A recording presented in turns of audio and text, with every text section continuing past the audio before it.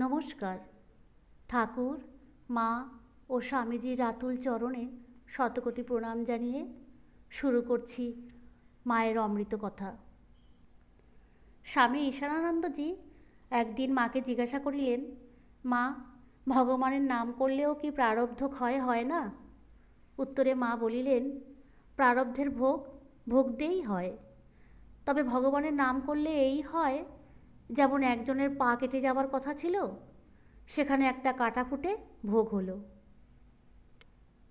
স্বামী ঈশানানন্দজি মাকে বলেছিলেন, মা, সাধন ভজন তো কিছুই করতে পারি না, আর কখনো যে কিছু করতে পারবো এমনও মনে হয় না। মা ভরসা দিয়া বলিয়াছিলেন, কি আর করবে, যা করছো তাই করে যাও। মনে রাখবে, তোমাদের পেছনে ঠাকুর আছেন, আমি আছি। একদিন স্বামী ঈশানানন্দজি মাকে বলিয়াছিলেন, মা, তোমাকে ভক্তগণ সাক্ষাৎ কালী, আদ্যাশক্তি, ভগবতী এসব বলেন। গীতায় আছে, অসিত, দেবল, ব্যাস প্রভৃতি মুনিগণ শ্রীকৃষ্ণকে সাক্ষাৎ নারায়ণ বলেছিলেন। স্বয়ং তিনিও একথা অর্জুনকে বলেছিলেন। এই স্বয়ং বলায় ওই কথার আরও জোর হয়েছে। মা, তোমার কথা যা শুনেছি তা আমি বিশ্বাস করি, তবে তুমি স্বয়ং যদি সে কথা বলো তাহলে আর কোনোই সন্দেহ থাকে না। তোমার নিজের মুখেই শুনতে চাই, ও কথা সত্য কি না মা? মা বলিলেন, হ্যাঁ সত্য।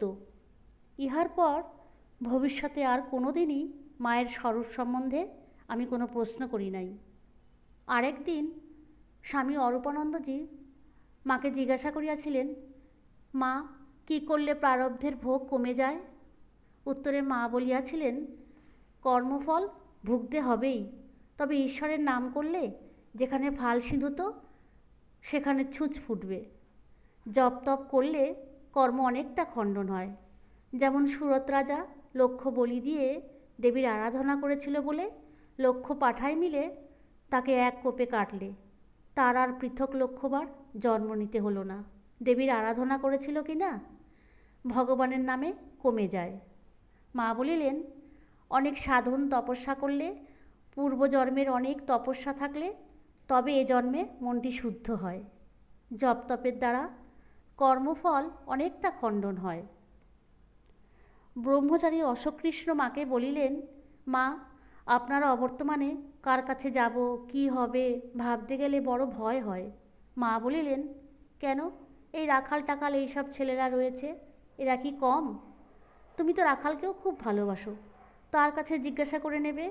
কি আর জিজ্ঞাসাই বা করবে? বেশি জিজ্ঞাসা করা ভালো নয়। একটা জিনিস হজম করতে পারে না, আবার 10টা জিনিস মনের মধ্যে পুরে এটা না ওটা, কেবল এই চিন্তা। যে জিনিস পেয়েছ তাইতেই ডুবে যাও। জপ ধ্যান করবে, সৎসঙ্গে থাকবে, অহংকারকে কিছুতেই মাথা তুলতে দেবে না। দেখছো না রাখালের কেমন বালক ভাব? এখনও যেন ছোট ছেলেটি। শরৎকে দেখো না, কত কাজ করে, কত হাঙ্গামা পোহায়, মুখ বুজে সহ্য করে। ও সাধু মানুষ, ওর এত সব কেন? ওরা ইচ্ছে করলে দিনরাত ভগবানের মন লাগিয়ে বসে থাকতে পারে। কেবল তোমাদের মঙ্গলের জন্যে এদের নেমে থাকা। এদের চরিত্র চোখের সামনে ধরে রাখবে, এদের সেবা করবে, আর সর্বদা মনে ভাববে আমি কার সন্তান, কার আশ্রিত। যখনই মনে কোনো কুভাব আসবে মনকে বলবে, তার ছেলে হয়ে আমি কি এ কাজ করতে পারি? দেখবে মনে বল পাবে, শান্তি পাবে। স্বামী শান্তানন্দজি মাকে জিজ্ঞাসা করিলেন, মা, কিভাবে জীবনযাপন করব? মা বলিলেন, যেমন করছো ওইভাবেই কাটিয়ে যাও। তাকে ব্যাকুলভাবে প্রার্থনা করবে, সদা সর্বদা স্মরণ মনন করবে। স্বামী শান্তানন্দজি বলিলেন, বড় বড় মহাপুরুষদেরই পতন হয় দেখে মনে বড় ভয় হয় মা। মা বলিলেন, ভোগের জিনিস সব নিয়ে থাকলে তার ভোগের উপকরণও সব এসে থাকে। বাবা, কাঠেরও যদি মেয়ে মানুষ হয় তবে সেদিকে চাইবে না, সেদিক দিয়ে যাবে না।